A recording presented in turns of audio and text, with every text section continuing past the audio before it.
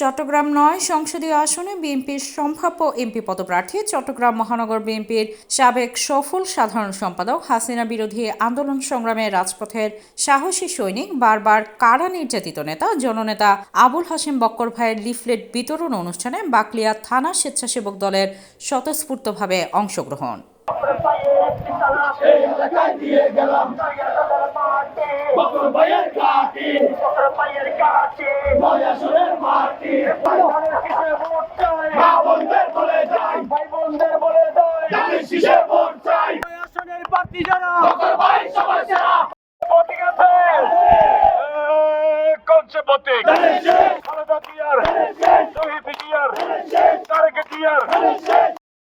মানুষের ভালোবাসা অর্জন করতে হবে, হৃদয়তা অর্জন করতে হবে, মানুষের মন জয় করতে হবে, জনগণের উন্নয়নের জন্য কাজ করতে হবে।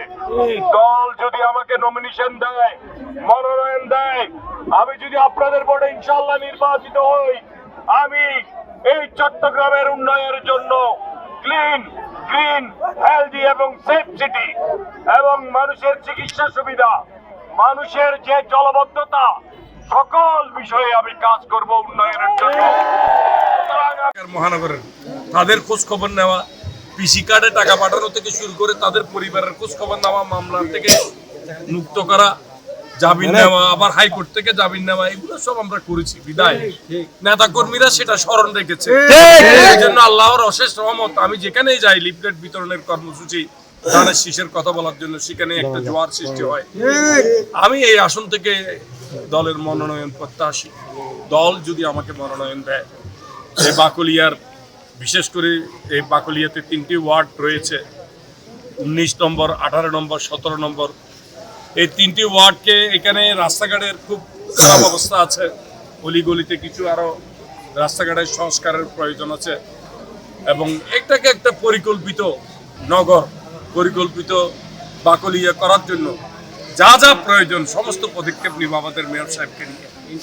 মানুষের উন্নয়নের জন্য, বেকারত্বের যারা আছেন তাদের কর্মসংস্থানের জন্য কাজ করব, শিক্ষার উন্নয়নের জন্য, চিকিৎসা। এই এলাকাটা একটা, আপনারা দেখতে পাচ্ছেন এখানে অধিকাংশ সমাজের যারা সুবিধা বঞ্চিত মানুষ তারা এখানে বসবাস করে, খেটে খাবো। এখানে আসলে চিকিৎসা সেবা সেরকম খুব একটা ভালো নেই।